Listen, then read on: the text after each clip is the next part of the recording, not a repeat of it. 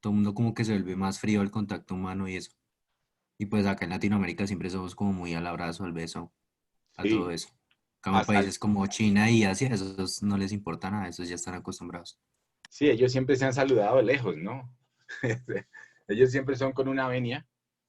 Su saludo es una venia a 2 metros. Entonces creo que nos están orientalizando en vez de occidentalizando. El oriental es, sí, exacto, es un poquito más frío, en sus culturas son más lejanas, ¿no? Nosotros somos más del abrazo, más del apego, de la pasión. ¿Alguien ha oído a Yokoi Kenji? Sí, ¿Es el japonés, profe? ¿O El esas? japonés colombiano. Ah, sí, por ahí una que otra reflexión que pone mi mamá. No, pues es interesante porque de las cosas que dice que obviamente los japoneses, como él es colombo japonés, es que los japoneses pues tienen mucha disciplina, que es cultural, es un tema de disciplina. Y que los colombianos, obviamente, el latino, pues tenemos mucho amor, mucha pasión, que ¿cierto? para ir de fiesta tienen que ponerle una agenda. Avancemos fiesta el 15 de 8 a 10. No antes ni después. Sí. No, no es así, güey, encontrémonos. Sí. Entonces él hablaba de que, una clave del éxito que él creía, pues que podía hacer, era lo que le faltaba al uno y le sobraba al otro, ¿no? Y entonces Colombia debería tener un poquito más de disciplina para ser aún más exitosos, ¿no? O sea, disciplina sería la clave para Colombia y más pasión para Japón. Claro que Japón, pues, eh, es un país desarrollado. Acuérdense que Japón es una isla muy pequeña que ha importado y le toca importar precisamente absolutamente todos sus productos porque no tiene dónde cultivar, no tiene cómo, eh, digamos, generar todos los productos que requiere, ¿cierto? Su población, entonces la mayoría de los productos son importados, inclusive los alimenticios, eso de que dice que antes uno tenía, y hace muchos años, tal vez unos 30, 40 años, era Made in Japan. El Made in Japan se hizo famoso a raíz de todos los temas de los círculos de calidad y la miniaturización de todos los productos grandes, entonces salían de Japón.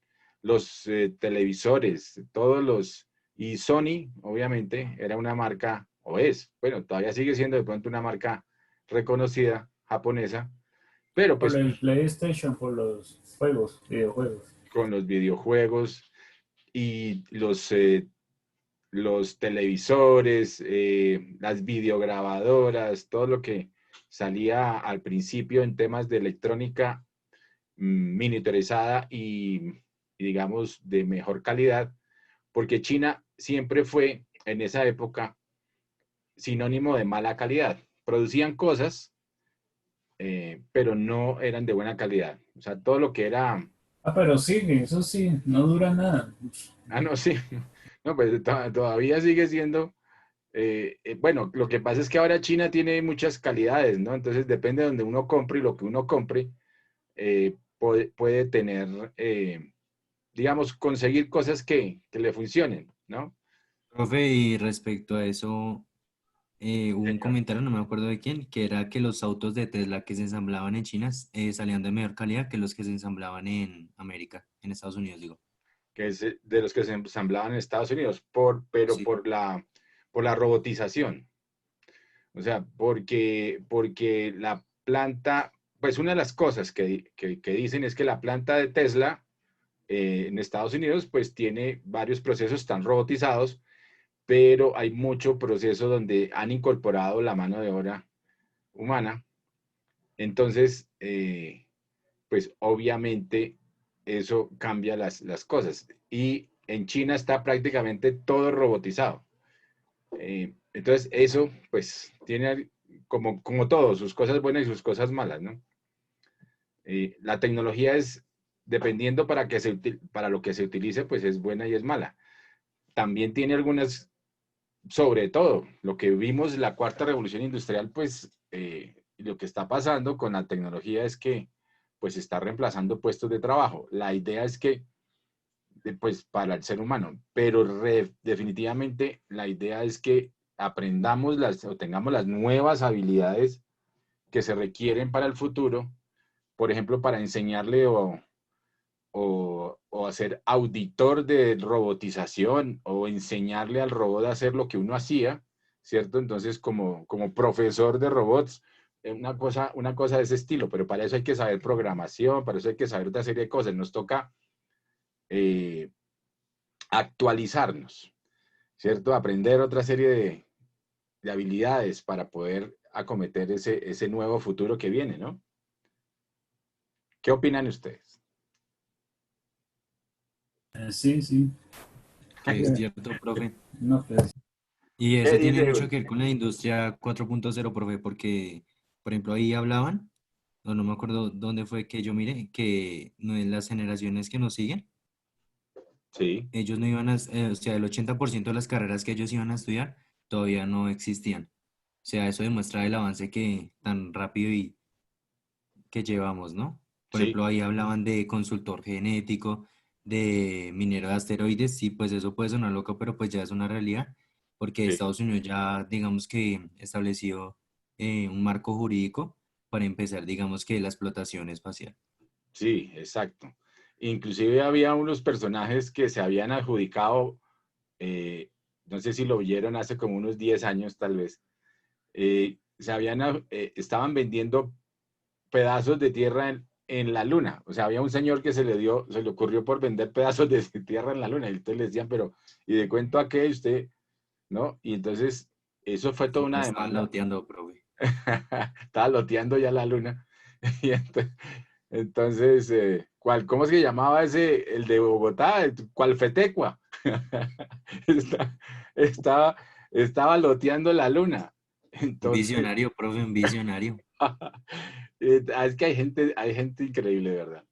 Y entonces eso fue demanda contra demanda y ya finalmente el negocio se lo quitaron porque, bueno, porque en ese orden de ideas, los primeros que llegaron a la luna fueron los estadounidenses. Entonces, pues debería ser el Estado estadounidense el dueño, pues, en ese orden de ideas, ¿no?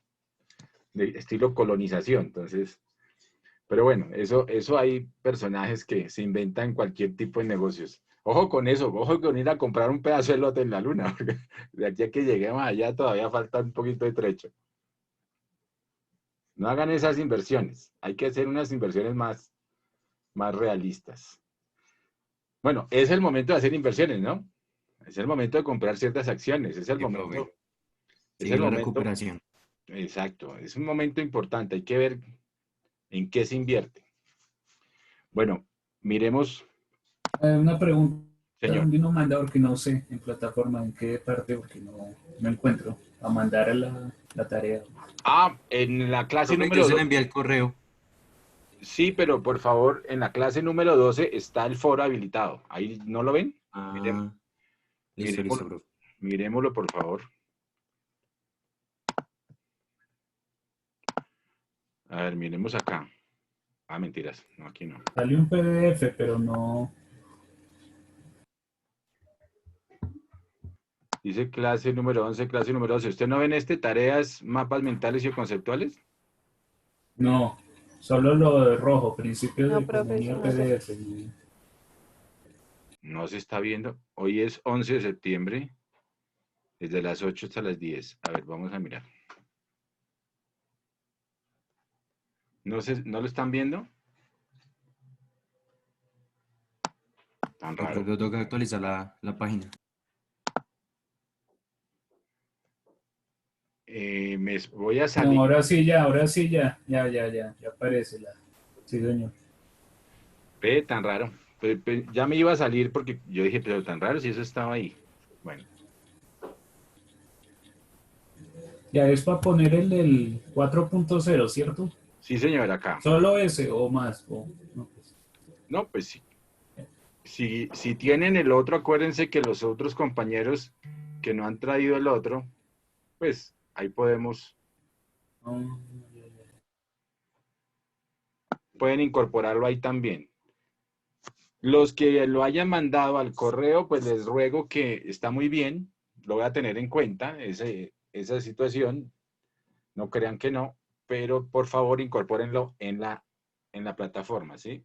Ojo que es hasta las 10 de la mañana hoy para incorporar esa tarea. Bueno. Entonces, seguíamos mirando nuestro video, nuestro espectacular video. Luego están las renovables. ¿En qué minuto estábamos? La hidroeléctrica es... ¿Alguien se El acuerda? 11. ¿En el 11? Ok. Sí. 11.40, me acuerdo bien. ¿11? ¿11.40? Sí, sí, sí, sí. Y si no iniciamos desde el 11, profe, para darnos un poco de contexto. Eso, listo. Bueno, arranquemos desde el 11.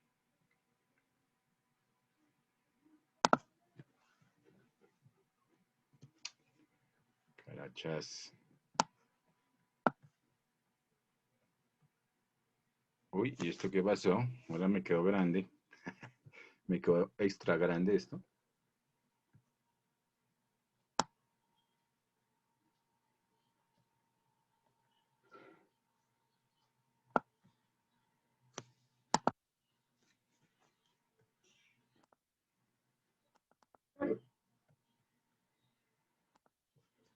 Bueno, entonces arrancamos desde el 11. Ya estamos todos, estamos 15, faltan 2 compañeros. Somos 17, 18 hemos estado. Es posible convertir un combustible en otro. Pero cada vez que hacemos esto, parte de la energía contenida en el combustible original se pierde. Por ejemplo, está el petróleo no convencional, las arenas bituminosas y el esquisto. Entonces, acuérdense lo que está pasando con mucha reconversión de esos energéticos a otros energéticos. Por ejemplo, uno puede convertir carbón en petróleo. Más difícil convertir petróleo en carbón, pero también se puede hacer. Pero obviamente la pérdida de convertir un combustible al otro es muy grande, luego no es rentable.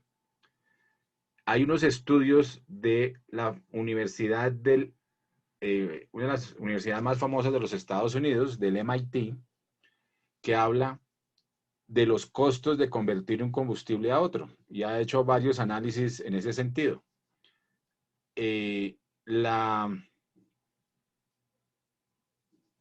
La licuefacción del carbón se llama así, se licúa el carbón para convertirlo en petróleo, licuefacción del carbón, generaría unos sobrecostos, ¿cierto? Que podrían llegar inclusive a $60 para convertir una tonelada de carbón en promedio en un barril de crudo. Entonces, si tenemos los precios internacionales del crudo, mire cómo está la cosa. Si tenemos los precios internacionales del crudo en $40 más o menos, que es lo que está ahorita, pues convertir una tonelada de carbón que per se ya tiene un precio, vamos a suponer que es de $20 la tonelada. $20 la tonelada, más 60 de conversión a petróleo, serían $80. Es decir, estaríamos perdiendo $40 y por eso, por barril, ¿no? En la conversión. Entonces, por eso lo que hacen muchas veces pues todos los análisis, los estudios, las proyecciones de mercado, pues es darle la vía libre a mantener, y sobre todo el tema de precios internacionales de los commodities, es darle vía libre a la explotación. Entonces, cuando uno sigue haciendo esos análisis, pues entonces mira y dice, es mejor, obviamente, mantenernos en la explotación y sacar el carbón. Cuando muchas veces sacar el carbón y sacar el petróleo, independientemente como combustibles fósiles aparte cada uno. Pero también sucede que muchas veces el precio internacional del crudo, que ha pasado y está pasando en este momento, no sé si ya les había comentado eso, eh, pues es preferible no seguir sacando crudo muchas veces de algunos pozos petroleros, porque es mucho más costoso de lo que vale con respecto al precio internacional.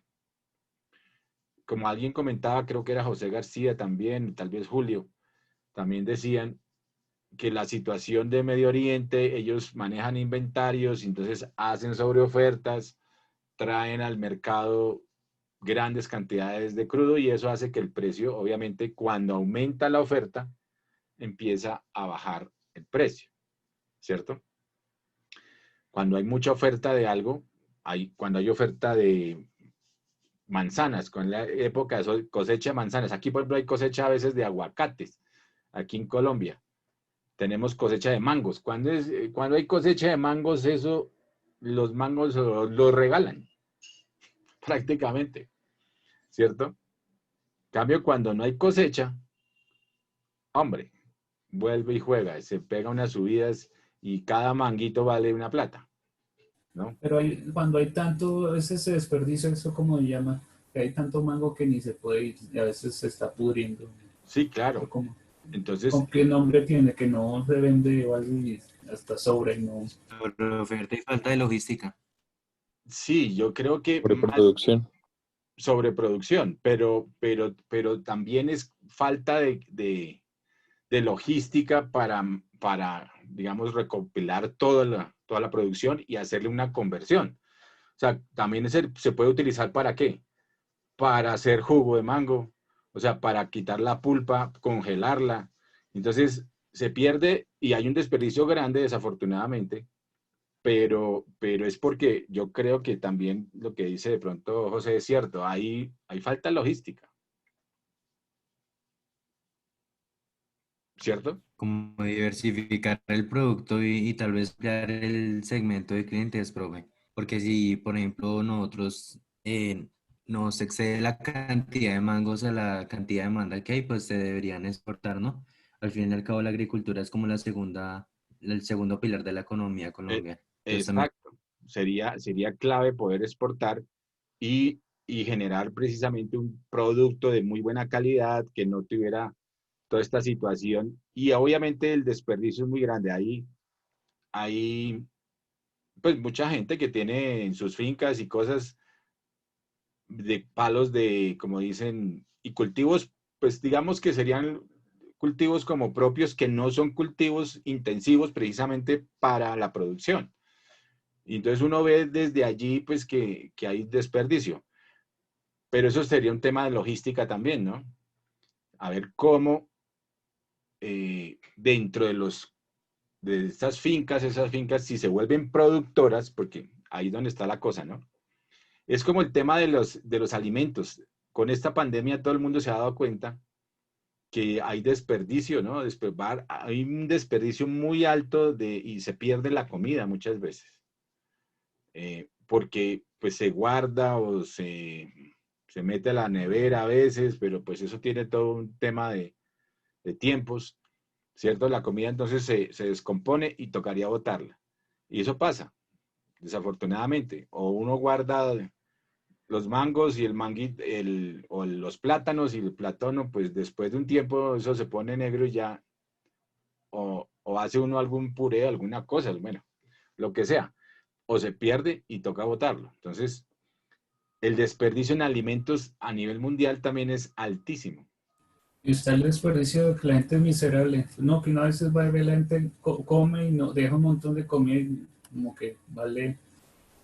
No, sí, no, hay mucha inconsciencia, ¿no? Inconsciencia cuando media humanidad también está muriéndose de hambre, ¿no?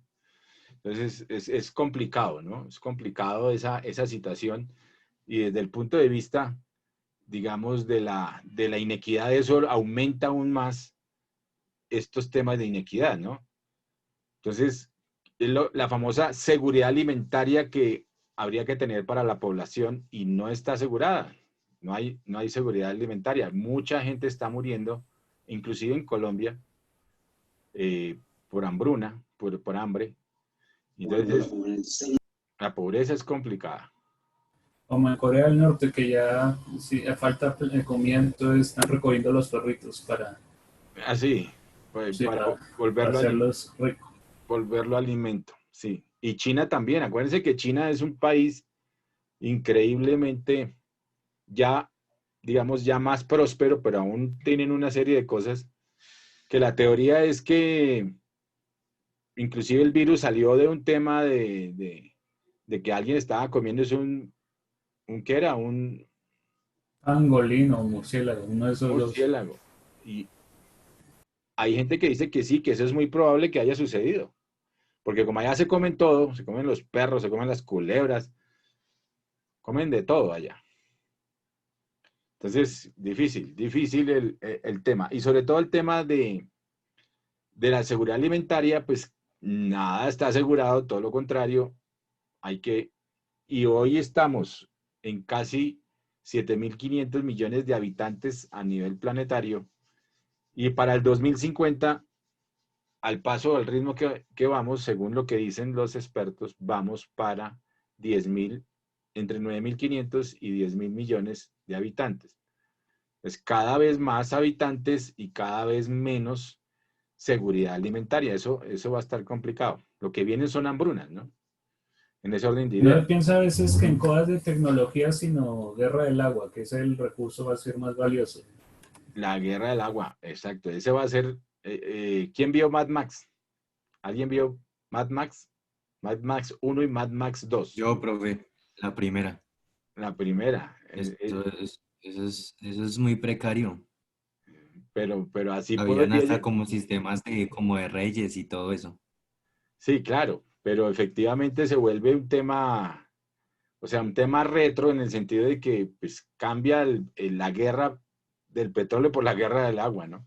Ya estamos más. Acabó una serie o una novela sobre eso en televisión. No, no, hace harto.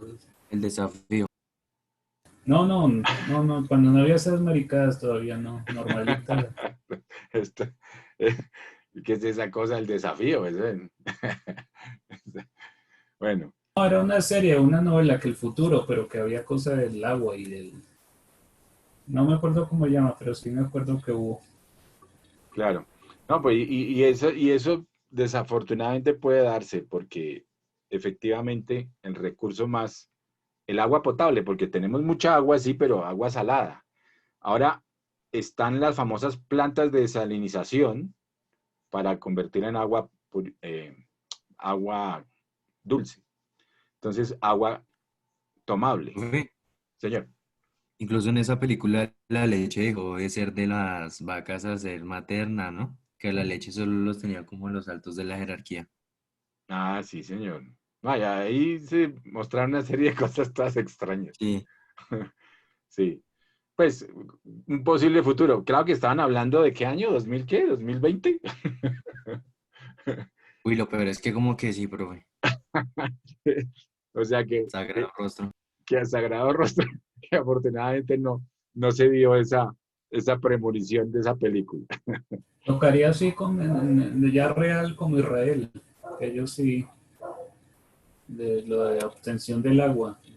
Sí, y Arabia Saudita tiene las primeras plantas de desalinización del agua con base en energía solar. O sea, tienen un tema muy bien montado que como allá tienen harta arena, harto sol, harta tierra, harto petróleo, harta tierra no, harta arena, o sea, hartos desiertos. Entonces pudieron montar grandes extensiones de paneles solares y montaron desalinización ahí pegados al mar y tienen una planta completa basada en energía solar, es decir, todo lo suple en energía solar y están con agua. Obviamente eso les costó, tengo entendido que hay billones de dólares, porque pues todo eso es un costo fuerte de infraestructura. Pero bueno, existe la tecnología, pues los que tienen los recursos, digamos, de capital, recursos económicos, pues obviamente tienen más acceso a esa tecnología. Aquí nosotros tenemos, sí, Lo malo de estos árabes es que sí desarrollan, pero como para un núcleo. Porque, por ejemplo, digamos Qatar, que para el Mundial, muy bonito estadios, pero que están casi usando esclavos. sí, son se están volviendo aún más, ¿no? Ellos siempre han sido un poco cerrados realmente, pero aún más cerrados en temas de desarrollo de tecnología, ¿no? Ellos más bien importan la tecnología y hacen que la tecnología llegue al país porque tienen, obviamente, tienen los recursos. Entonces, Entre los judíos sí, ellos sí saben desarrollar tecnologías y todo, ellos sí son avanzados, y los israelitas. los israelitas, y de cierta forma la comparten con el mundo, ¿no? O sea, pues obviamente también el factor económico es primordial para ellos, pero por lo menos la comparten en ese sentido. Bueno, sigamos entonces acá. Las arenas bituminosas se encuentran principalmente en Canadá y 2/3 del esquisto mundial se encuentran en Estados Unidos. Ambos combustibles pueden convertirse en crudo sintético. Sin embargo, esto requiere grandes cantidades de agua y calor, lo que reduce su TRE, que se reduce hasta 5 e incluso a un valor tan bajo como 1,5. El esquisto es un combustible extraordinariamente pobre. Un kilo contiene aproximadamente 2/3 de la energía de una caja de cereales. El carbón existe en enormes cantidades y genera casi la mitad de la electricidad del planeta. El mundo usa más de 8 kilómetros cúbicos de carbón al año. Sin embargo, la producción global de carbón tocará techo antes de 2040. La afirmación de que Estados Unidos tiene siglos de carbón por delante es bastante discutible, ya que no tiene en cuenta ni la demanda creciente ni la calidad creciente del carbón. La mayoría de las sonrecitas de alta calidad ya se han consumido, dejando carbón de baja calidad que tiene menor densidad energética. La producción sube a la vez que el carbón se agota, y los mineros tienen que cavar más profundo y en áreas menos accesibles.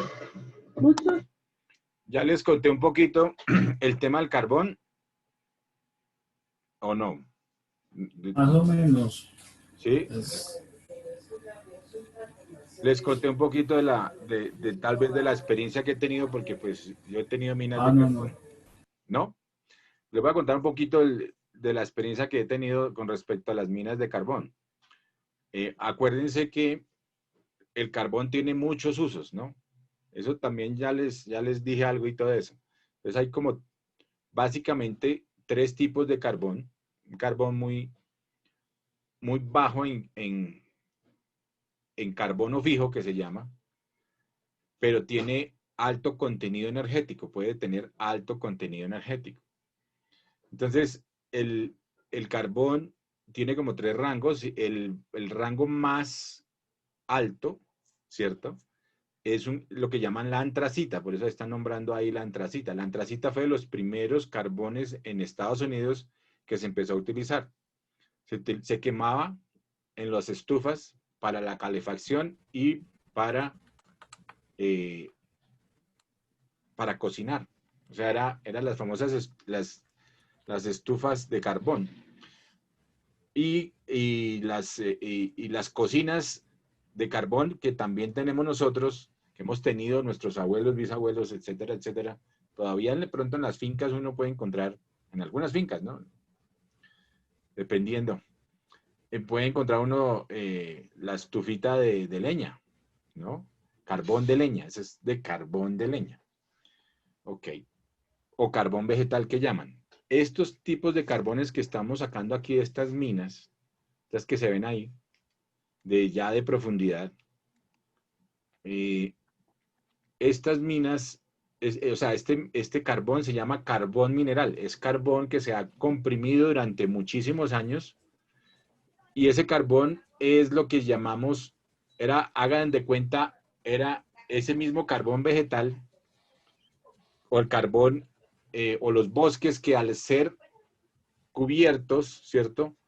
Por grandes piedras calizas, son piedras normalmente encima de esos yacimientos, hay piedra caliza, comprimen durante muchos años, por efectos precisamente de los movimientos de la Tierra, comprimen esos bosques y al comprimir esos bosques, temperatura y presión convierten a esos bosques, a esa parte vegetal, en fósil. Esos son fósiles, es fosilizarlo. Se fosiliza y se convierte en carbón mineral. Ese es el famoso carbón mineral. Entonces hay 3 tipos de carbones minerales. Así, digamos, de alto rango, mediano y bajo rango. Eso depende de los años que ha estado comprimido debajo de la tierra. Y también del tipo de presión que ha tenido debajo de la tierra. Calor y presión. Entonces, al final, tenemos los seres humanos ya hemos aprendido que existen esos carbones. El carbón antracita sirve precisamente como medio para producir, por ejemplo, acero. Se utiliza para hacer acero o como mezcla para hacer carbón coque, que el coque como tal es lo que se utiliza, el carbón coque, ¿no? Que es el que se utiliza para hacer acero. Hay otros, y son los tradicionales, los que tenemos acá en Cerrejón. Digamos que eso se llama carbón térmico, ese es el famoso carbón térmico, que se utiliza para generación de energía. Ese es, por eso así se llama, térmico, ¿no? Para quemarlo y producir energía, para la famosa electricidad. Acuérdense que el mundo prácticamente todavía depende para su producción de energía, de casi el 50% en términos de uso del carbón. Las famosas... Perdón, entonces, Sí. ¿por qué la señora Thatcher mandó hacer, perdón? ¿Por qué la señora Thatcher en los 80 mandó cerrar dentro de las fábricas por allá en Escocia algo del carbón si todavía es vital usarlo? Porque la señora Thatcher lo que se dedicó fue a manejar el tema económico desde la perspectiva que era más económico importar el carbón que, y cerró las minas allá, inclusive hay minas allá de 150, 250, hasta 1000 metros abajo, que pasan inclusive debajo del mar, hasta eso han llegado esas minas, y que porque acuérdense que Inglaterra fue la revolución industrial, y fueron los primeros que empezaron a producir carbón, a sacar carbón de sus minas, minerías subterráneas. Allá no hay minería a cielo abierto como la hay aquí en Colombia y en Australia, que son minerías de cielo abierto, que con explosivos rompen las capas y sacan sencillamente el carbón. Allá es carbón subterráneo, es decir, minería subterránea, entran. Y entonces eso, obviamente, pues tiene como todo un límite.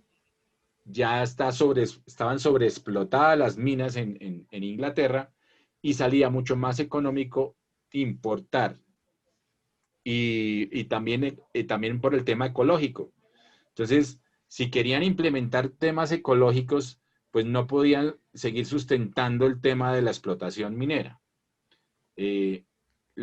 Allá precisamente la industria más importante que desarrolló la revolución industrial fue la carbonera. Entonces, desde ese momento, los primeros mineros, digamos, conocidos y de experiencia, fueron los ingleses. Pero ya los ingleses después ya cambiaron su estrategia y se cambiaron la estrategia de tener sus minas en su propia tierra, sino inclusive hacer inversiones y comprar minas en otros países, ¿cierto? Para traer ese carbón. Por eso tenemos aquí en Colombia y acá en el Cerrejón, los dueños de eso son BHP Billiton, que es anglo-australiana. Está Glencore, que es australiana, pero también con headquarters en Inglaterra. Está Anglo American Coal, que es americana, y son las grandes multinacionales que son las dueñas del carbón, y obviamente pues el carbón es colombiano, pero se está exportando precisamente a Europa y a Inglaterra, todavía de las que quedan, porque la idea es acabar con ese suministro. O sea, se llama la reconversión energética. Entonces, como el carbón contamina también mucho. O sea, uno de los problemas de las termoeléctricas es la contaminación. Entonces, están reconvirtiendo las plantas generadoras de electricidad, de energía, las famosas las termoeléctricas, están reconvirtiéndose energéticamente para cambiar de combustible, de ese combustible fósil que están utilizando. La mayoría se están trasladando, por ejemplo, de carbón a gas. Había muchas también que estaban utilizando diésel y utilizando crudo, ¿no? ¿Quién trajo? Sí, ¿quién llegó? No 10 minutos. ¿Qué pasó? ¿Quién llegó? Qué pena, profe. Bueno, ponte entonces ahí en mute, por favor. Bueno, entonces les termino la historia.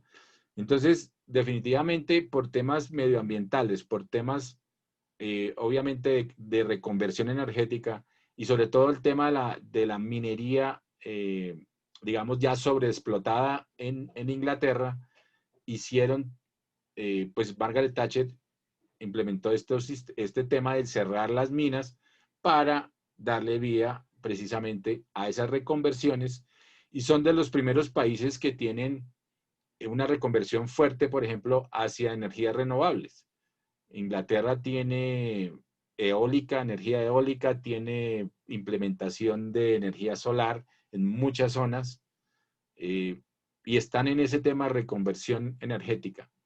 Las pocas que todavía tienen unas termos, pues lo que están haciendo es el tema de reconversión, y están cambiando las que todavía están a carbón. Obviamente importan el carbón, inclusive del Cerrejón o de Australia, que creo que les sale hasta más económico. Y las otras ya se están reconvirtiendo a gas. Y el gas normalmente lo están trayendo de Rusia, que sale mucho más económico también. Entonces, ahí eso es lo que están haciendo, porque por los temas medioambientales, por los temas de sobreproducción, porque ya las minas pues también se acaban, ¿no? O sea, llegan hasta determinado momento, la veta también se puede acabar, digamos el carbón, el bosque ese que estaba comprimido pues se acabó en determinado momento y se acaba la veta, entonces se acaba la mina. Lo mismo que pasa con los pozos petroleros, ¿no? O sea, en determinado momento se está sacando, pero se desocupa la bolsa y ya se acaba el pozo. Entonces, eso es lo que pasó en esa época con Margaret Thatcher, y obviamente pues era una estrategia de Estado. También, pues yo tengo entendido que era una estrategia, Margaret Thatcher es conservadora, ¿no? Súper conservadora. Entonces, era una estrategia para ganar adeptos en términos con respecto a los verdes, porque el partido, allá digamos el otro bando, es el Partido Laborista, ¿cierto? Que es el Partido Verde realmente. Entonces, lo que ella estaba jugando ahí también era a ganarse políticamente también a los de los otros partidos, porque ellos, o sea, los primer ministros de estos países, en caso particular, obviamente, de Inglaterra, pues tienen que jugarle a los dos bandos, porque es una sola cámara, ¿no? Pero como todos, hay partidos. Entonces, es un tema también de manejo político. Margaret Thatcher, acuérdense que fue llamada la dama dura de Inglaterra. Entonces, hizo cosas fuertes, pero también era con connotación política para ganarse adeptos en ambos bandos, ¿no? Siendo conservadora. Ok. Sí, te respondí. Sí, señor, sí, gracias. Ok. Entonces, sigamos. Bueno. Usan métodos destructivos para llegar a los depósitos de carbón, causando destrozos medioambientales. El gas natural se encuentra a menudo junto con el petróleo y el carbón. Los hallazgos de gas convencional en Estados Unidos tocaron techo en los años 50. y la producción llegó a su máximo a principios de los 70. Si desplazamos la curva de hallazgos 23 años hacia adelante, el futuro de la producción de gas convencional de Estados Unidos se revela. Avances recientes han permitido la extracción de gas natural no convencional como el gas pizarra, lo que ayudará a compensar la caída de los próximos años. Hay controversia en cuanto al gas no convencional, ya que necesita unos precios altos de energía para ser rentable. O sea, la conversión energética, o más bien la tasa de retorno energético es muy alta. Perdón, es muy baja. Es muy baja. O sea, la tasa de retorno energético es muy baja. Tiene que invertir demasiado y al invertir un peso, pues no vas a sino sacar un peso con 50, por decir algo, no 10.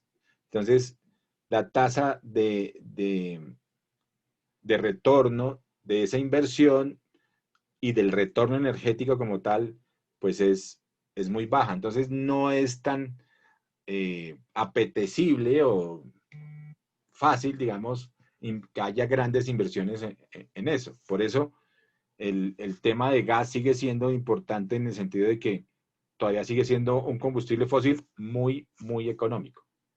Con gas no convencional podríamos ver un pico de la producción mundial de gas hacia 2030.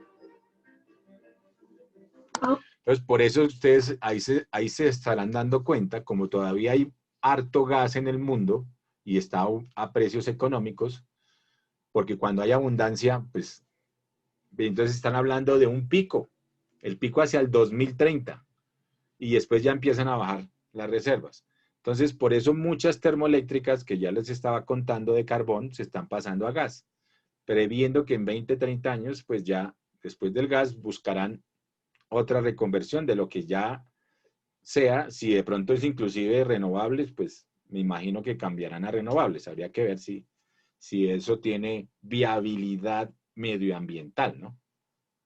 O sea, obviamente con renovables tiene viabilidad medioambiental. Lo que pasa es que en este momento convertirse a renovable, pues es muy costoso y falta espacio y tiempo, como dicen. Entonces, producir 1 kilovatio de energía con gas y con carbón, pues es muy barato, son centavos de dólar, versus producir 1 kilovatio con energía solar, que puede estar costando todavía en este momento cerca de $15. Entonces, es muy costoso. Entonces, por eso es el análisis que hacen los expertos en energía, que dicen que hay que hacer reconversiones energéticas hacia donde producir energía sea mucho más económico y que sea más viable expandir esa energía, ¿no? La electricidad. Aún existen grandes reservas de uranio fisible, pero para reemplazar los 10 teravatios que se generan en el mundo a partir de combustibles fósiles se necesitarían 10.000 centrales nucleares. A ese ritmo, las reservas conocidas de uranio durarían de 10 a 20 años. Los experimentos con reactores reproductores rápidos basados en plutonio en Francia y Japón han sido fracasos muy caros. La fusión nuclear se enfrenta a obstáculos técnicos enormes. Luego están las renovables. La eólica tiene una TR alta, pero es intermitente. La hidroeléctrica es fiable, pero la mayoría de los ríos en el mundo desarrollado ya tienen presas. Las plantas de energía geotérmica. Pero es importante tener en cuenta ahí que es lo que se llama la matriz energética de los países. Entonces tienen un componente más fuerte de alguna de las energías que producen, ¿cierto? Que producen energía eléctrica, o sea, la electricidad. Entonces, ahí tienen, por ejemplo, nosotros en Colombia tenemos muchas represas, ¿no? Tenemos inclusive el tema de Hidroituango, eso es un tema de una represa para generación de energía que ha tenido muchos problemas, ¿no? Bueno, pero lo que les quería decir es que la matriz energética como está actualmente, que está ampliándose a que entren más renovables, está prácticamente en el 67% con energía hidráulica. El otro por ciento alto es termoeléctricas, ¿cierto? Y hay un porcentaje, pero muy, muy pequeño de las renovables que están empezando a entrar a ser parte de esa matriz energética. La idea es que los países pudieran tener muy rápidamente, y sobre todo los países desarrollados, que en eso están, hay países como Alemania que están en esos procesos, de tener inclusive de energías renovables prácticamente entre el 50 y 60%, que eso es lo que les da la garantía precisamente de tener solvencia energética como país. Pero todavía faltan muchas inversiones, falta mejorar muchas, y que en eso están en esa tecnología, digamos, implementando esas nuevas tecnologías. Entonces, uno de los problemas, por ejemplo, de las renovables es el almacenamiento. Es decir, la energía eléctrica obviamente pues tiene esa problemática basados en que se pierde mucha energía porque la energía está saliendo, ¿cierto? A través del cable y el cable está distribuyéndolo. Después hay una planta, una subestación que redistribuye la energía y entre todos esos procesos en el camino, digamos, hay pérdidas de energía. Por eso hay repotenciadores, hay transformadores, y etcétera, etcétera. Entonces al final llega y está el famoso transformador aquí que le queda a uno en la calle cerca, ¿cierto? Ahí ve uno el famoso transformador que convierte ya esas grandes cargas de energía que vienen a 350, 450, ya lo bajan a 120, 250 para los edificios, para las casas, ¿cierto? Pero en todo ese trayecto hay pérdida de energía y es un tema de suministro permanente de energía. Entonces, ojo, que ahí es cuando uno se da cuenta que lo que pasa es que la energía, ¿cierto? Se pierde, ¿sí? Se pierde y eso, por eso es que es tan costoso también la generación de energía. No es que uno pueda coger y almacenarlo, existe ya la fórmula de almacenarlo que es a través de las baterías. Por eso el señor Elon Musk, por ejemplo, de Tesla, ha hecho todo lo necesario por mejorar todo el tema de almacenamiento, que es almacenamiento de energía. Hay unas plantas, digamos, en España de energía solar, pero térmica, no energía solar fotovoltaica normal de los paneles solares, que almacena con litio y sal, o sea, con sal, tienen almacenadores de sal, que esa es una de las fórmulas, como unas grandes baterías que se acumula la energía por la noche y se puede utilizar para el otro día, para la transmisión de la energía. Entonces, hay una serie de tecnologías ya desarrolladas, pero siguen siendo muy costosas.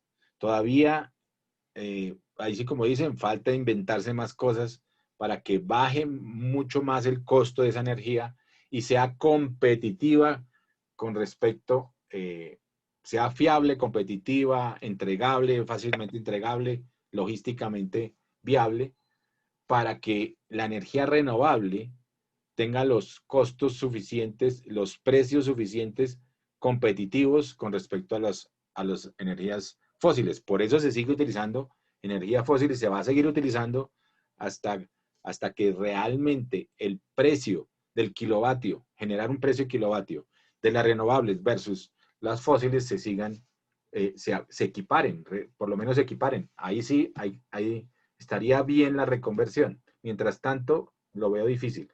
Por eso se sigue utilizando el petróleo, por eso se sigue utilizando el carbón, por eso se sigue utilizando el gas, porque sigue siendo, entre comillas, abundante en estos términos, abundantes y muy demandados porque somos adictos a estas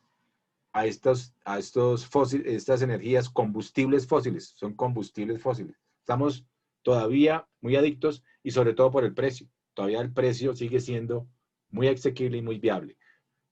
Por eso sigue siendo negocio, ¿no? Ok. ¿Alguien quería decir algo? Tal vez Julio.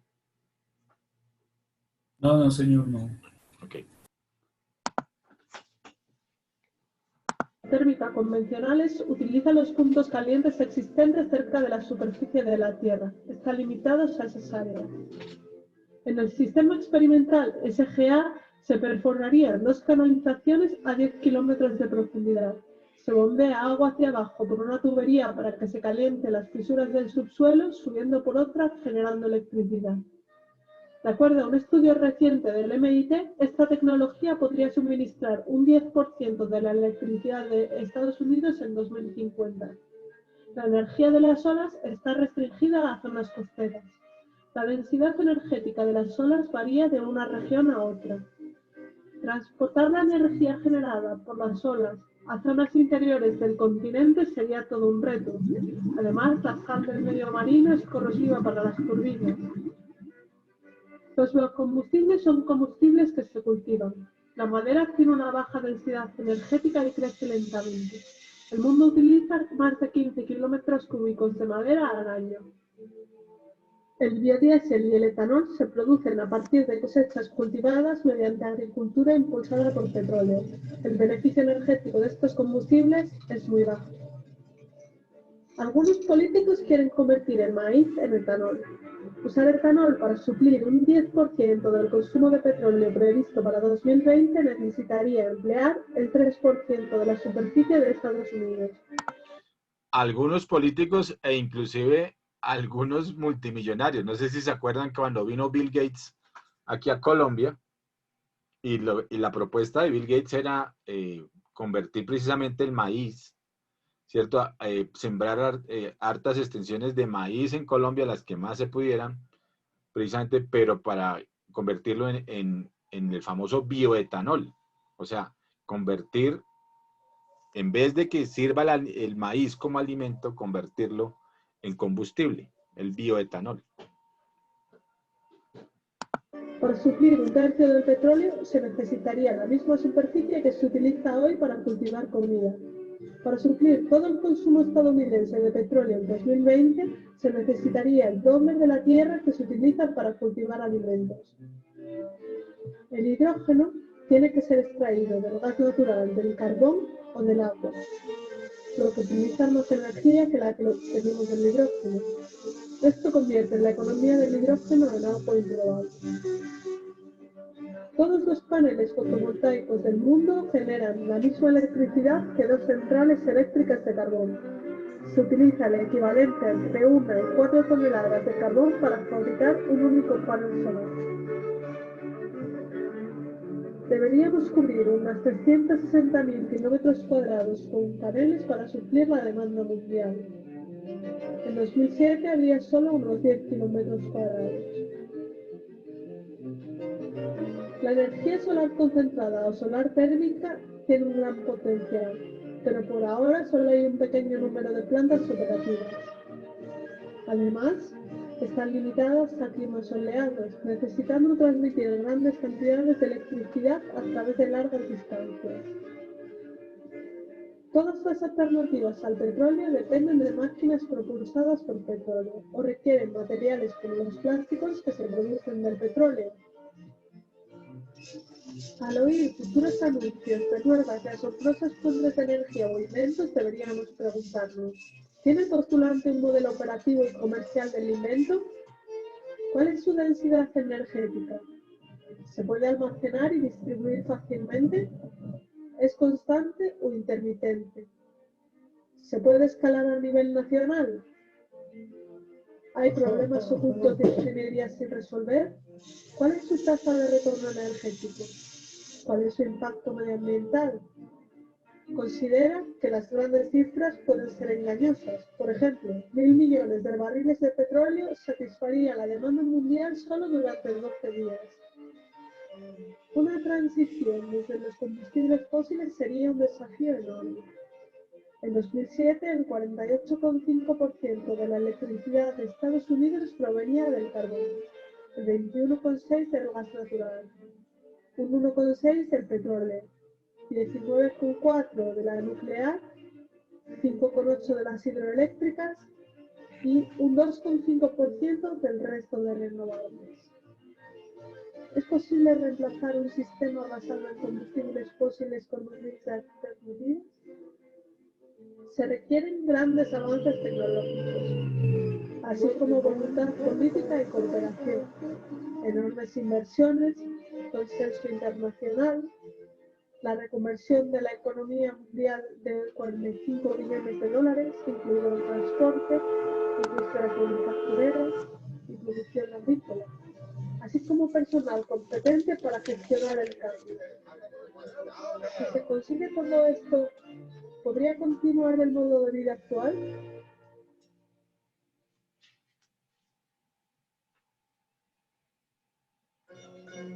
Crecimiento.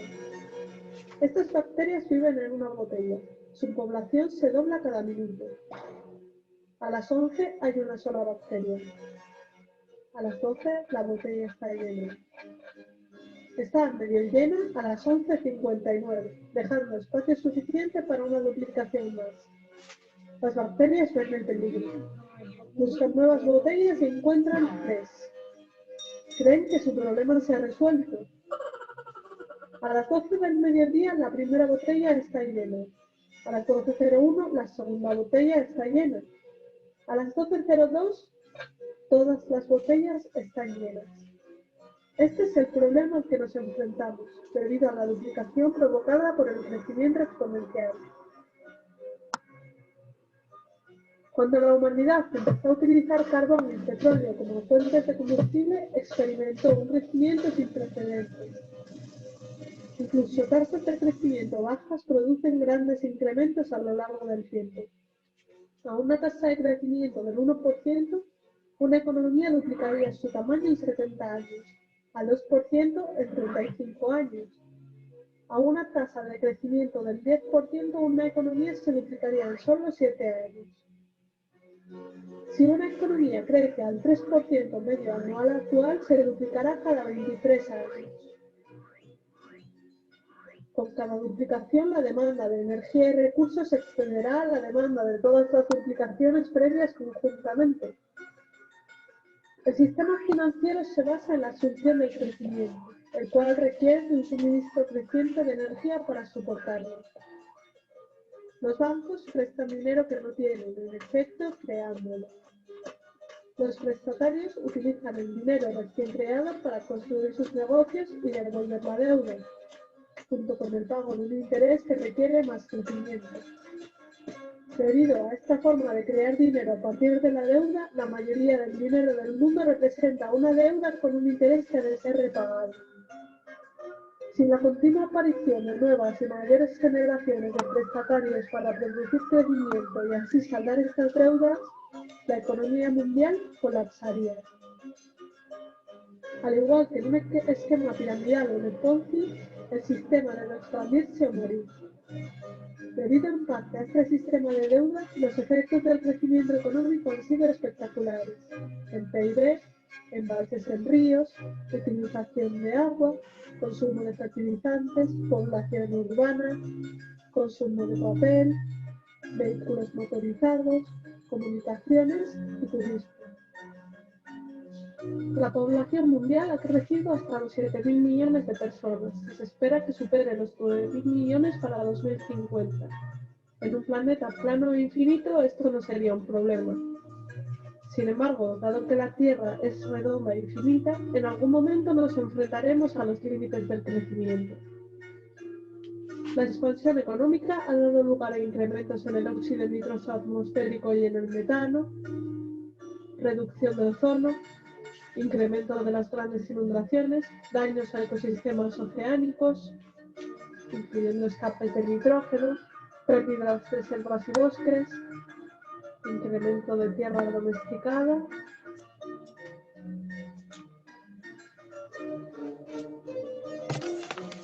Si pusiéramos un único grano de arroz en el primer cuadro de un tablero de ajedrez, duplicásemos esta cantidad y pusiésemos 2 granos en el segundo, doblásemos otra vez para poner 4 en el tercero, duplicásemos otra vez para poner 8 en el cuarto, y siguiésemos así, poniendo en cada cuadro el doble de granos de arroz que en el anterior, en el momento que llegásemos al último cuadro, necesitaríamos la astronómica cifra de granos de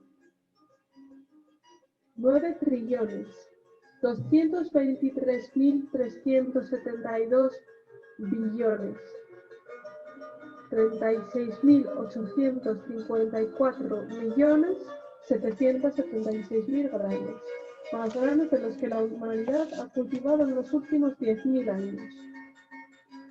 Las economías modernas, al igual que los granos del tablero de ajedrez, se duplican cada pocas décadas.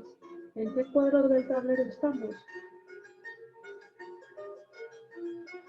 Además de la energía, la civilización requiere otros muchos recursos esenciales: agua dulce, suelo fértil, alimentos, bosques y muchos tipos de minerales y metales. El crecimiento está limitado por el recurso esencial con menor disponibilidad. Como en un barril hecho con tablas que llenásemos de agua, el crecimiento no puede ir más allá de lo que permita la tabla más baja, o el recurso esencial más limitado. Los seres humanos aprovechamos el 40% de toda la actividad fotosintética de la Tierra. Aunque sería posible llegar al 80%, es poco probable que lleguemos a utilizar el 160%.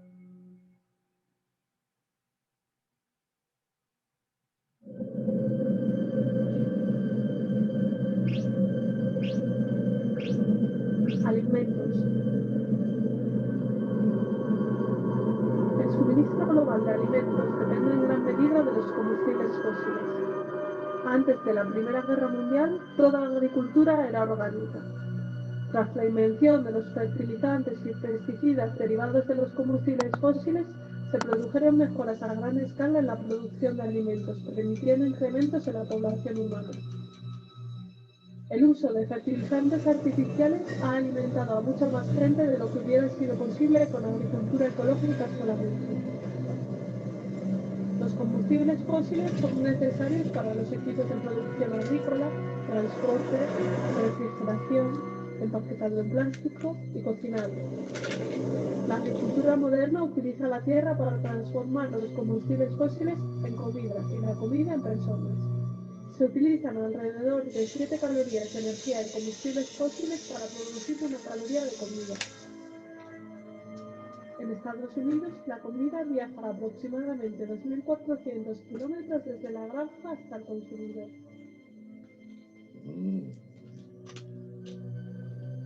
Además de la disminución de los combustibles fósiles, existen varias amenazas al sistema actual de producción de alimentos: la energía barata, las mejoras tecnológicas y los subsidios han permitido capturas masivas de pescado. La pesca global alcanzó su cenit a finales de la década de los 80, obligando a los pescadores a desplazarse a aguas más profundas. El nitrógeno liberado por los fertilizantes basados en combustibles fósiles envenena los ríos y los mares, creando enormes aguas muertas. A este ritmo, se prevé que todas las poblaciones de peces colapsen para 2048. La lluvia ácida procedente de las ciudades e industrias elimina del suelo nutrientes vitales como el potasio, el calcio o el magnesio. Otra amenaza es la escasez de agua. Muchas granjas utilizan para el regadío agua subterránea bombeada desde acuíferos. Los acuíferos necesitan miles de años para llenarse, pero pueden agotarse en unas pocas décadas, igual que los pozos petrolíferos. En Estados Unidos, el enorme acuífero de Ogallala se ha reducido a tal nivel que muchos agricultores han tenido que volver a cultivos de secano menos productivos. Además, el uso de regadíos y fertilizantes puede llevar a la salinización, la acumulación de sal en el suelo. Esta es una de las principales causas de desertificación. Otra amenaza es la pérdida del suelo fértil. Hace 200 años, la capa de suelo fértil de las praderas en Estados Unidos tenía 1,8 metros de espesor. Hoy, debido al arado y las malas prácticas, se ha perdido aproximadamente la mitad. El riego fomenta el crecimiento de los hongos de la roya como el UG99, que tiene el potencial de destruir el 80% de la cosecha de grano mundial. Según Norman Borlaug, padre de la revolución. Esa es la famosa roya, ¿no? Aquí tenemos roya y ya se ha erradicado bastante, sobre todo para el café. Fíjense que eso fue uno de los males más fuertes, ¿cierto? Uno de los males más fuertes que ha tenido los cultivos de café, la famosa roya. Eso es la roya, como dicen, cuando le llegó la roya, eso es terrible a los cultivos. En verde, la roya tiene el inmenso potencial de la destrucción humana y social. El uso de biocombustibles significa que habrá menos tierra disponible para la producción de alimentos. Cualquier terreno tiene una capacidad de carga finita, esto es, el número de animales o personas que pueden vivir en él indefinidamente. Si una especie excede la capacidad de carga del terreno, morirá hasta que la población retroceda hasta sus límites naturales. El mundo ha evitado esta mortandad mediante la localización de nuevas tierras para cultivar o mediante el incremento de la productividad, que ha sido posible en gran medida gracias al petróleo. Para continuar con el crecimiento, se necesitan más recursos de lo que la Tierra puede proporcionar, pero no tenemos a nuestra disposición nuevos planetas. Ante estos desafíos, la producción global de alimentos debe duplicarse para 2050, para alimentar a la creciente población mundial. Actualmente, 1.000 millones de personas padecen hambre o malnutrición. Será todo un desafío alimentar más de 9.000 millones de personas en los próximos años, cuando la producción de petróleo y gas natural esté en decadencia.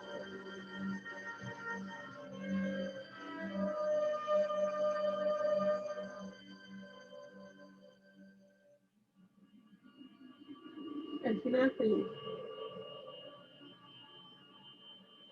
La economía global crece exponencialmente, a un ritmo aproximado de un 3% anual, consumiendo cantidades crecientes de combustibles no renovables, minerales y metales, así como recursos renovables como agua, madera, suelo fértil y pescado, más rápido de lo que pueden reponerse.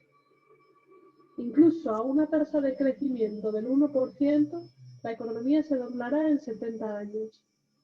El problema se agrava por otros factores.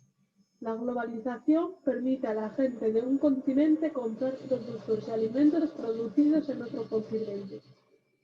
Las cadenas de suministros son largas e imponen tensiones sobre los limitados recursos petrolíferos. Actualmente dependemos de países remotos para nuestras necesidades más básicas. Las ciudades modernas dependen de los combustibles fósiles.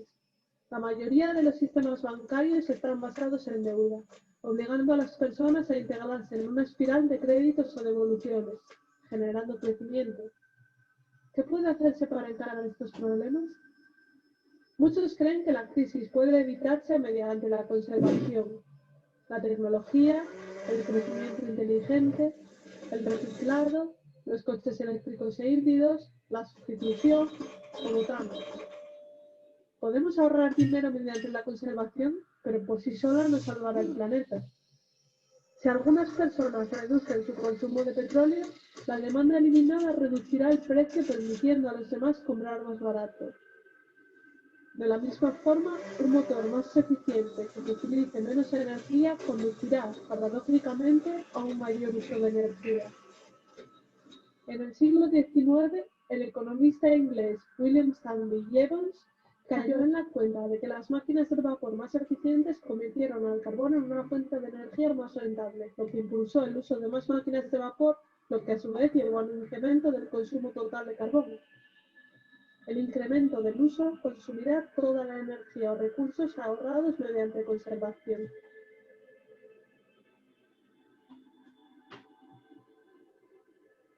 Muchos creen que los científicos resolverán estos problemas con nuevas tecnologías. Sin embargo, la tecnología no es energía. La tecnología puede canalizar la energía en trabajo, pero no puede reemplazarla. La tecnología también consume recursos. Por ejemplo, la fabricación de un ordenador consume la 10ª parte de la energía necesaria para fabricar un coche. Las tecnologías más avanzadas pueden empeorar esta situación, pues requieren minerales raros que también están acercándose a sus límites. Por ejemplo, El 97% de las tierras raras del mundo las produce China, la mayoría en una única mina en el interior de Mongolia. Estos minerales se usan en convertidores catalíticos, motores de aviación, imanes de alta eficiencia de discos duros, baterías de coches híbridos, láseres, rayos X portátiles, aislamiento de reactores nucleares, CDs, motores de vehículos híbridos, bombillas de bajo consumo, fibra óptica y pantallas planas. China empieza a considerar la restricción de la exportación de estos minerales a medida que la demanda se dispara. El llamado crecimiento sostenible o crecimiento inteligente no servirá de ayuda, pues también requiere de minerales y metales no renovables en cantidades crecientes, incluyendo tierras raras. El reciclaje no resolverá el problema, pues requiere energía y el proceso no es eficiente al 100%. Solo es posible recuperar una fracción del material reciclado, mientras que una gran parte se pierde para siempre en forma de residuos. Los coches eléctricos funcionan con electricidad. Dado que la mayoría de la electricidad se genera a partir de combustibles fósiles, esto no es una solución. Además, la fabricación de todo tipo de vehículos consume petróleo. Un único neumático requiere de 26,5 litros de petróleo. En 2010 había aproximadamente 800 millones de coches en el mundo. Al ritmo actual de crecimiento, esta cifra alcanzaría los 2.000 millones para 2025. Es poco probable que el planeta pueda soportar esta cantidad de vehículos por mucho tiempo, independientemente de su tipo de combustible o energía. Muchos economistas creen que el libre mercado sustituirá una fuente de energía por otra gracias a la innovación tecnológica. Sin embargo, los principales sustitutos del petróleo se enfrentan a sus propias tasas de decaimiento. La sustitución también falla al no tener en cuenta el tiempo necesario para preparar una transición. El informe Hertz del Departamento de Energía de Estados Unidos estima que se necesitarían al menos 2 décadas para prepararse para los efectos del pico del petróleo. Los problemas de la escasez de energía, el agotamiento de los recursos, la pérdida de suelo fértil y la polución son todos síntomas de un único problema mayor: el crecimiento. Mientras nuestro sistema financiero exija el crecimiento perpetuo, es poco probable que las reformas tengan éxito. Entonces, ¿qué aspecto tendrá el futuro? Los optimistas creen que el crecimiento continuará para siempre, sin límite. Los pesimistas creen que nos dirigimos a una nueva edad de piedra, o a la extinción. La realidad puede estar entre estos dos extremos. Es posible que la sociedad retroceda a un estado más sencillo, en el cual se utiliza una cantidad de energía muy inferior. Esto significaría una vida más dura para la mayoría, más trabajo físico, más trabajo agrícola y producción local de bienes, alimentos y servicios. ¿Qué debería hacer una persona para prepararse de cara a este posible futuro? Contar con un descenso en el suministro de productos y alimentos desde lugares remotos. Empezar a andar o a montar en bicicleta. Acostumbrarse a utilizar menos electricidad. Liberarse de sus deudas. Intentar evitar a los bancos. En lugar de comprar en grandes superficies, apoyar a los comercios y negocios locales. Comprar comida cultivada localmente en el mercado de agricultores extranjeros. Considerar cultivar su propia comida en lugar de mantener un césped. Aprender a conservarla. Considerar el uso de monedas locales en caso de que las monedas mayores dejasen de cumplir su función y desarrollar una mayor autosuficiencia. Ninguno de estos pasos evitará el colapso, pero podrían mejorar las posibilidades en un futuro de baja energía, uno en el que tendremos que ser más autosuficientes, tal y como nuestros ancestros lo fueron una vez.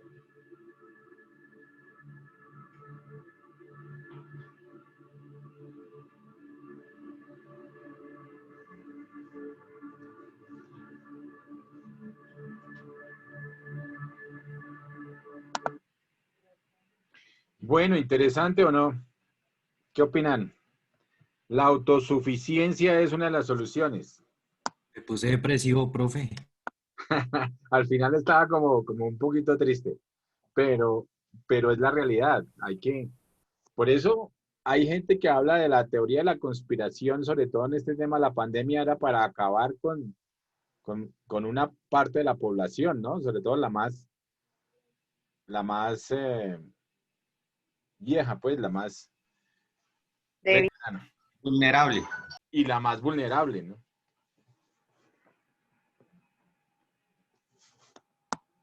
Bueno, entonces, hoy tenemos, para revisarlo rápidamente, acá están las tareas tareas mapas mentales para que incorporen las dos tareas, incorporen por ahí las dos tareas, por favor. La cuarta revolución y la de bienes económicos. Y la de bienes económicos, por favor. Bueno, miremos acá este PDF sobre los principios de la economía. ¿Y este por qué me quedó tan grande? A ver.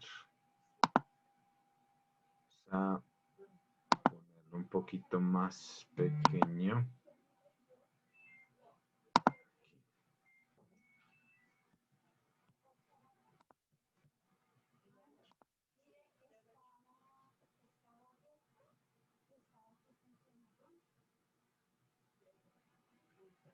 Por saber, venga, su apellido es francés, pero usted todavía tiene conexión francesa, que sus abuelos o algo franceses, o eso ya no tiene algo.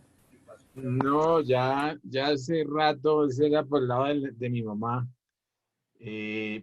Pues hay unos familiares Leroy que están en Lyon, en Francia, pero yo creo que hace como 30 años que no sabemos nada de ellos, eso ya se perdió.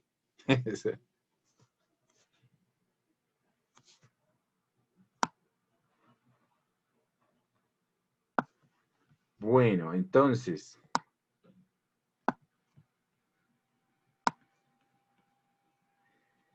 los principios de la economía, ¿cierto? Este es por un muy buen profesor de economía de Harvard y de MIT, Mankiw, y él habla que los principios de la economía, ¿cierto? Son estos 10 principales. Yo aquí les pongo enfrente para que se den cuenta, digamos, el equivalente de lo que ya hemos visto nosotros. Entonces dice, los individuos se enfrentan a disyuntivas o a decisiones. Entonces acuérdense que hablamos de que la economía es la ciencia de las decisiones. El costo de una cosa es aquello a lo que se renuncia para conseguirla. Acuérdense que hablamos de costo de oportunidad. Las personas racionales piensan en términos marginales. Entonces, ahí estaría la famosa ley de los rendimientos marginales decrecientes, que significaría, en términos de utilidad y de satisfacción, que en la medida en la que ya satisfacemos nuestras necesidades, y por eso en términos marginales, un vaso más nos es decreciente la satisfacción. Es decir, si ya estamos satisfechos, un vaso más de gaseosa, pues ya nos embucha, ya no es lo mismo de satisfactorio, ya a veces ni nos cabe, ¿cierto? Entonces, poniéndolo en términos de vasos de gaseosa, digamos, al principio, pues satisface mucho una gaseosa, sucede el tema de la sed, lo soluciona, y ya una gaseosa más o un vaso más de agua, un vaso más de lo mismo que con la comida, pues ya si uno ha satisfecho sus necesidades, pues ya el rendimiento, digamos, es marginal y es decreciente, ya es hasta negativo. Por eso los ricos de verdad son moderados. Ellos no, que los que aparentan, sino los que muestran y todo. Entonces, el rico de verdad sí como que pareciera que no tiene. Sí, o sea, son mucho más adústeros, ¿no? Austeros que llaman, ¿no? No adústeros, sino austeros. Sí. Ok. Los individuos responden a incentivos, o sea, hay una relación de beneficios particulares sobre los generales. Ahí hay que pensar que el Estado como tal hace una regulación en todas las economías, ¿cierto? Y es un principio inclusive de ley, ¿no? Es un principio, digamos, del bienestar colectivo, que se llama, o sea, responden a incentivos y hay una relación de beneficios particulares sobre los generales, es decir, el interés general estaría sobre el interés particular. Entonces, muchas veces hay que pensarlo desde la óptica colectiva, ¿cierto? El bien común. Bueno, ¿el comercio puede mejorar el bienestar de todo el mundo? Sí, señor. Podría ser, y estamos dentro del famoso estado benefactor o el estado bienestar, ¿no? El estado que regula, ayuda a que la economía, que haya una distribución equitativa o más equitativa, digámoslo así, a través de los impuestos, ¿no? Lo que pasa es que obviamente de acorde con los que están en el gobierno, que están detrás de efectivamente el Estado, pues es lo que pasa que muchas veces se cambian las prioridades y las políticas del Estado acorde con intereses inclusive particulares, pero muy particulares de ciertos grupos políticos y eso es lo que genera tanta controversia y tantos problemas. Bueno. Los mercados normalmente constituyen un mecanismo para organizar la actividad económica, claro que sí. El libre mercado y el librecambismo. Ahí también tendríamos el Estado como interventor del mercado, pero más que interventor como regulador del mercado.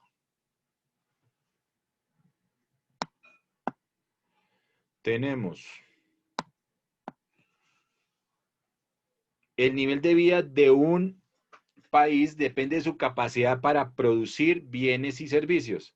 O sea, es la capacidad de ser más productivos, la mayor productividad, eso lo hemos hablado, a mayor productividad, mayor competitividad.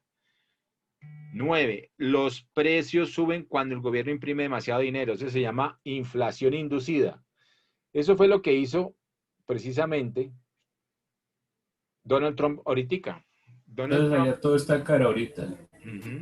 Donald Trump imprimió mucho dinero para solventar el tema de la liquidez de la economía y ha generado una inflación fuerte en Estados Unidos y es posible que crezca mucho más también esa inflación. La sociedad se enfrenta a una disyuntiva a corto plazo entre la inflación y el desempleo.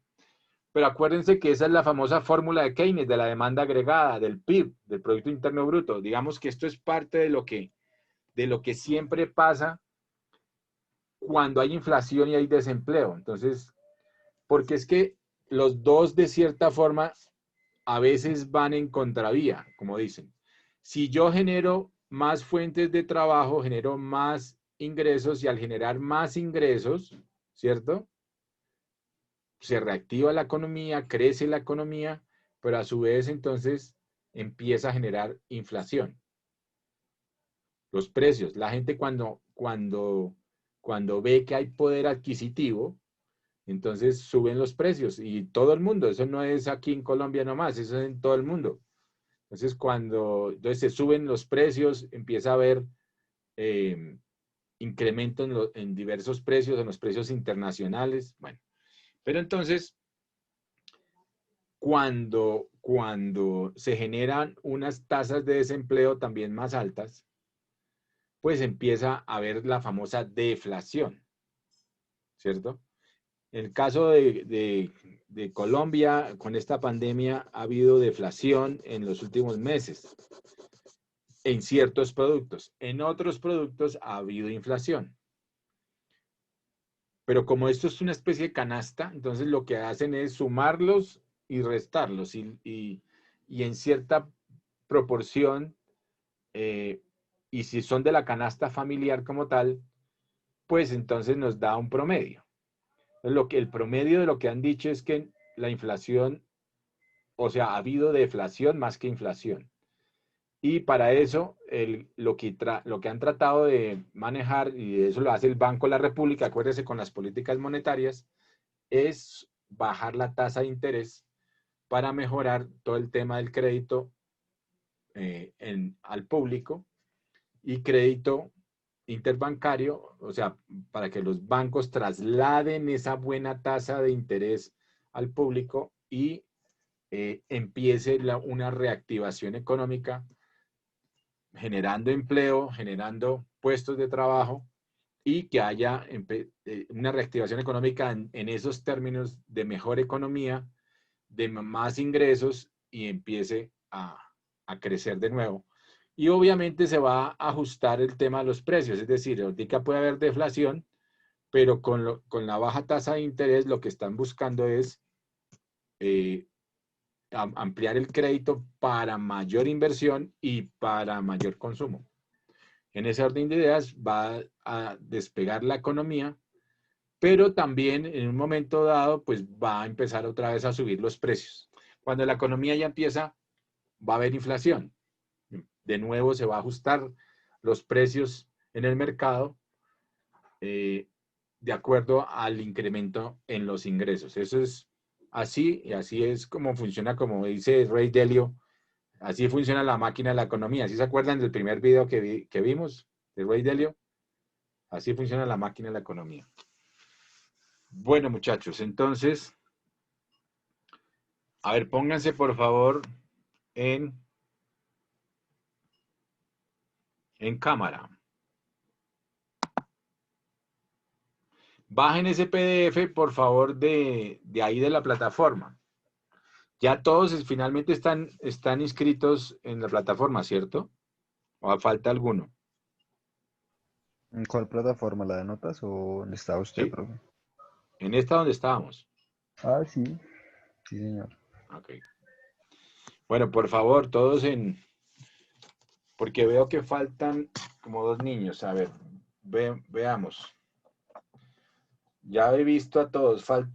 Me falta Jason Fernández Sierra, ¿está? Jason Fernández Sierra. No está. Profe, él estaba conectado, pero no sé si sea por cuestiones de internet, pero él estaba ahí. Jorge Jason Jaimes.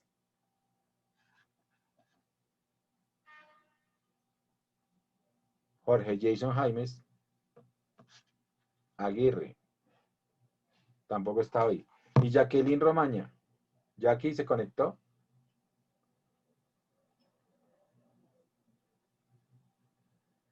No. Los tres siguen faltando. Ok, pero entonces, José, ¿me dices que quién estaba conectado? ¿José o quién me estaba contando? Era Andrés Díaz, pero estaba conectado Yo, Jason. profe. Jason Fuentes estaba con... Fuentes. Andrés tiene Sierra. problemas de conexión, profe.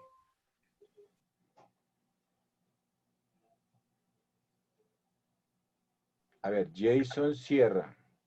Presente, profe. Ahí apareció. Jason Sierra Chaparro. Bueno, ahí sí está el hombre, listo. Él le avisaron, usted estaba durmiendo, Jason. ¿Qué pasó? ¿Dónde andaba, hermano?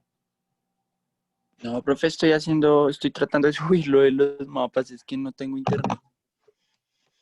Bueno, listo. Los otros 2 compañeros sí no estaban. O sea, definitivamente ni Jorge Jason Jaimes, ni Jacqueline. Jacqueline ya tienen como 3 fallas. Toca que les digan que se pongan pilas porque acuérdense que aquí virtualmente son 4 fallas. ¿Son qué? Son 4 fallas. Ya tienen 3 fallas cada uno. Por favor, que se pongan. Es que hoy entré como 10 minutos tarde. ¿Tú llamaste listo al principio? No, solamente ahorita al final. Porque no escuché mi nombre, profe. Denny González. No, por eso. Pero si ya no llamé a ningún otro, sino eran los 3 que estaban faltando. O sea que ok, profe, vale. todos los demás tienen su visto bueno del día de hoy. ¿Ok? Bueno, muchachos, entonces nos vemos Vale, el fin de profe, gracias. semana. Profe, una pregunta. Sí, cuéntame. Cuando uno se matricula, ¿es en 4A nocturno o 4B? A ver, Diurno. diurno. No dice. Ah, En ¿Diurno? 4A, diurno.